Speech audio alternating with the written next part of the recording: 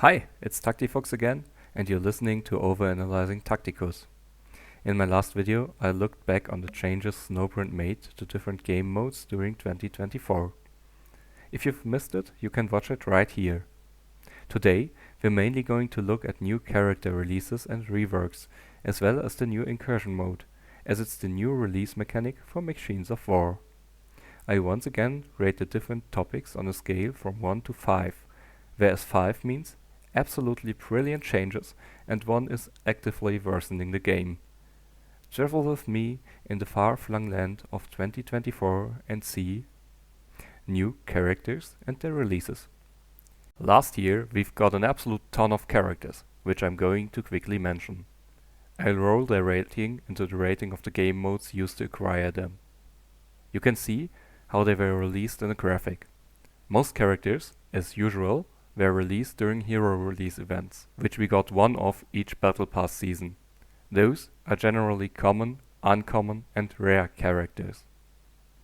Epic characters need a lot more shards and were bundled with Battle Passes and their special events awarding shards for them. Legendary characters are released during legendary release events. We also get one each Battle Pass, but since they are repeated 2 more times after release, there aren't nearly as many legendary characters each year. Hero release events. Last year we got, in order of appearance, Tangida, Exeter Row, Rask, Asmodai, Macer, Asgore, Karn, Barakiel, Mataneo, Mephiston, Titus, Lucian, Xibia, the Pantomime, Holland, the Parasite of Mortrex, and Nicodemus. There are some highly relevant characters in there, especially Exeter Row, who single-handedly revolutionized guild raids, and Barakiel for cheesing hero release event missions due to his reloading active.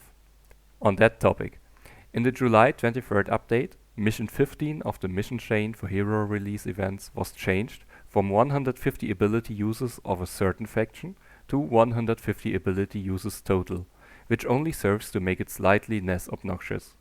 With Sibia's release, starting on October 13th, the leaderboard bracket change started taking effect due to higher player numbers. This mainly affects the lower ranks, but it's still very nice. Energy hoarding hasn't been addressed though, and while I don't mind bugs, since they always reward us with codes, the whole Lucian debacle sat ill with me. The characters are the heart of the segment, so I quickly go over them and rate them on whether I like them or not. Tangida is a nice buffing character, with great summons he steadily supplies, and I really like him.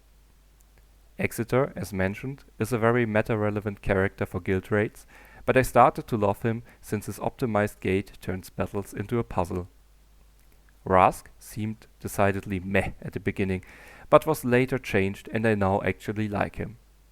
Macer can technically do a lot of damage and stun enemies, but the self-damaging nature of his active and general lack of bulk means at least I rarely use him. Asgore provides much needed synergy and buffing power to chaos teams, while himself feeling well-rounded. Barakiel himself I personally rarely use, except for his one use case, to cheese ability requirement missions in which he excels due to his active being usable every 2 turns. Mataneo and Lucian are both strong characters in their own right, with Mataneo providing a great counter for reverse teams in tournament arena, and Lucian just feeling great due to his optimized action economy with 2 ranged attacks a turn. If you want to learn more about action economy, you can watch my appropriate video here. Sibia felt like a pushover, and I really felt that fewer people than otherwise hoarded energy before the event. I like her constant summoning, and with the imminent release of the Genestealer Primus, a picture is starting to form. Very fun new faction. Holland was the first Xenos healer, and was sorely needed before, so he was going to end up a fan favorite fast. Nicodemus, just after him, proved that the Imperium is the favorite child, and if someone else gets a healer, they need to get a better healer. I'm not complaining too much, I like him. All in all, the new characters felt well designed and interesting, and the bracket change benefits everyone. Sadly, I still don't think the mode should be PvP, and although I do it myself sometimes, Energy hoarding is not intended, yet it still remains unaddressed. I feel like Training Rush and the upcoming new campaign events starting 2025 are meant to combat it, but we'll have to see what effect this will have. This sounds rather lukewarm, but due to the interesting characters we got, I rate hero release events from 2024 a 4 out of 5. Legendary events weren't changed much. Between returning characters like Ragnar, Shadow Sun and Vitruvius, and new characters in the form of Khan, Petermine and Mephiston, there was one change.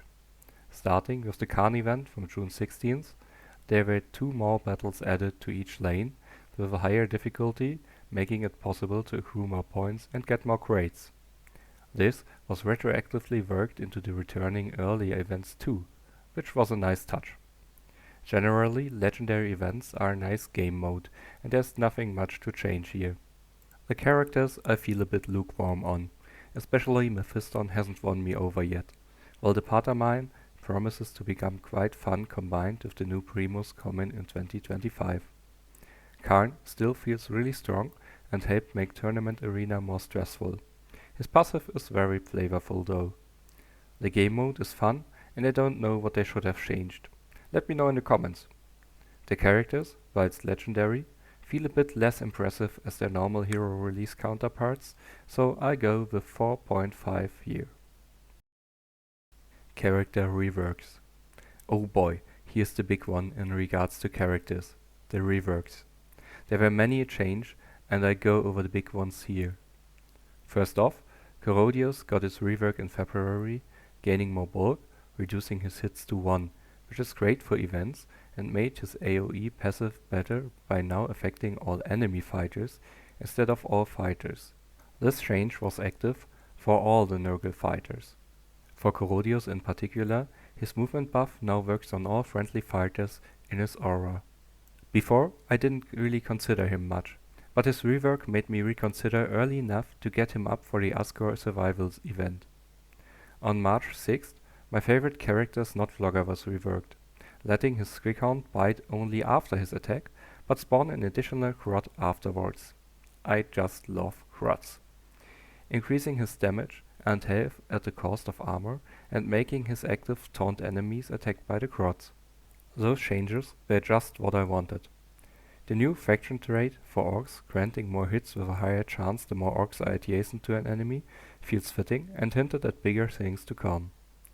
In the same update, Shadow Sun got move 4, while her drone lost her mobility, to make it less suicidal.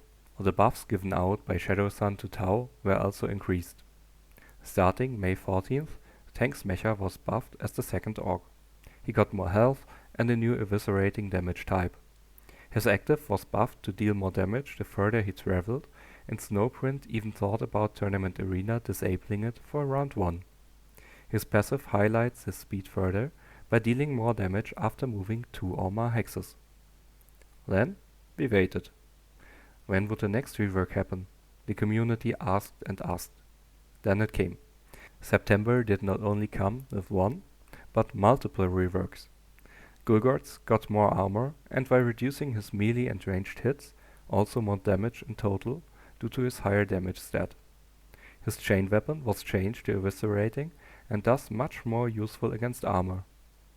Couple this with Crushing Strike and more damage on his passive, and adding the new Va ability, now not randomly charging, but instead buffing other orcs melee and move while charging himself, and summoning 2 orc boys, Gulgorz went from a character I grudgingly leveled for his campaign to a real boss. Pun intended. In the same update, Snapper was given more health, damage, armor and melee hits, and now ignores an amount of armor flat, only removing enemy armor permanently while at full health and damaging himself doing that. This nicely paired with his new active doing more damage the more often he was repaired, fitting the idea of a mech constantly upgrading him. Gibber was given the stuck-in trait, but as the only orc not laughed at before the upgrades, he didn't need that much anyways. That was not all though. The same update also made all Terminators better in several ways. The damage reduction was expanded from first hit to first attack each round, and Aryak and Rask gained Unstoppable to not further to be hindered by their own terrain effects. On December 10th, the final character changes happened, buffing Morvenwald's health and armor. And despite decreasing her hits, her total damage went up due to an improved passive. The Act of Faith keyword on all Sisters of Battle also now counts individually, which finally makes it possible to take them in one team without shooting yourself in the foot. Azrael also had his base stats buffed, but still no one looks at him. Poor guy.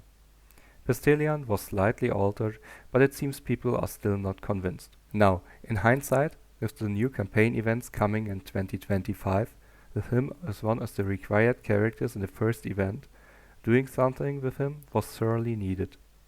Now, a lot of changes I really liked, and I like that Snowprint keeps updating old characters, working against the power creep of new characters.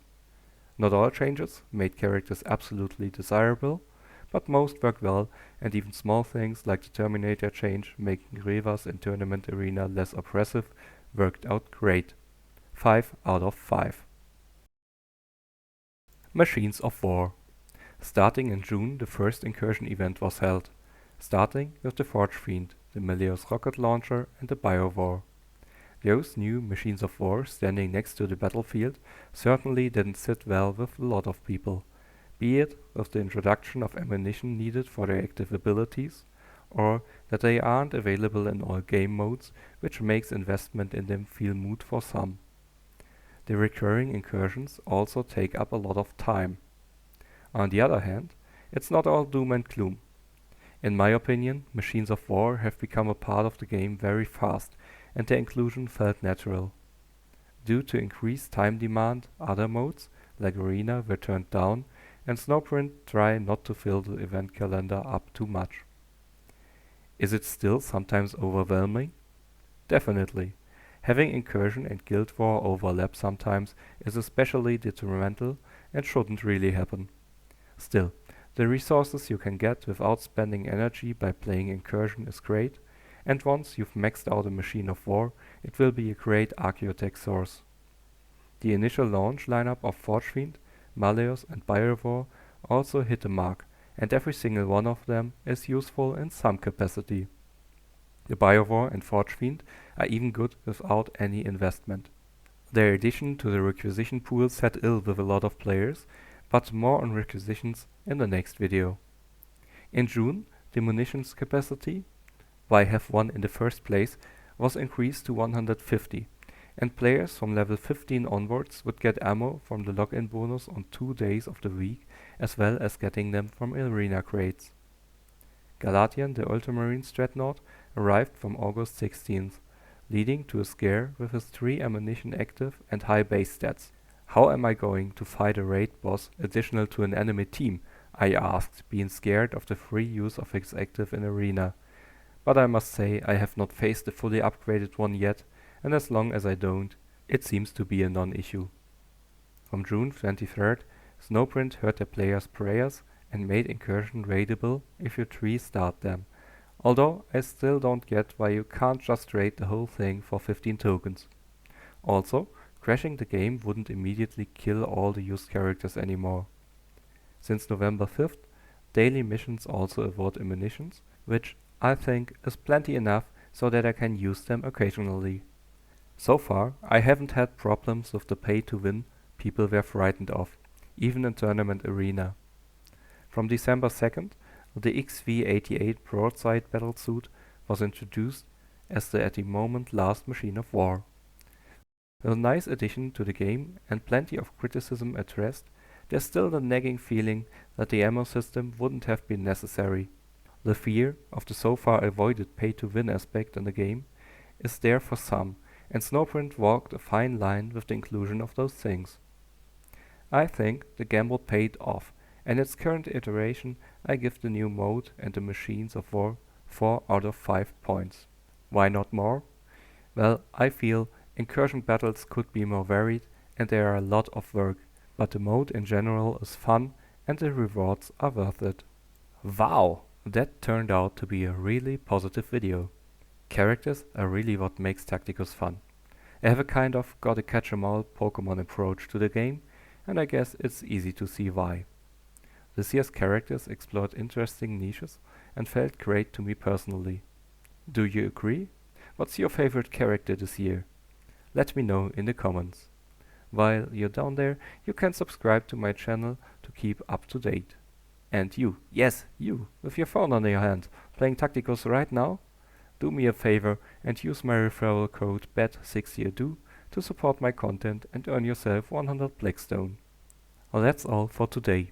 Next time, we'll talk about the new game modes and shops to tie the review of 2024 up. Well, almost. We'll also have to talk about requisitions and why that gotta catch 'em all might be a problem for new players. But that's a topic for another time.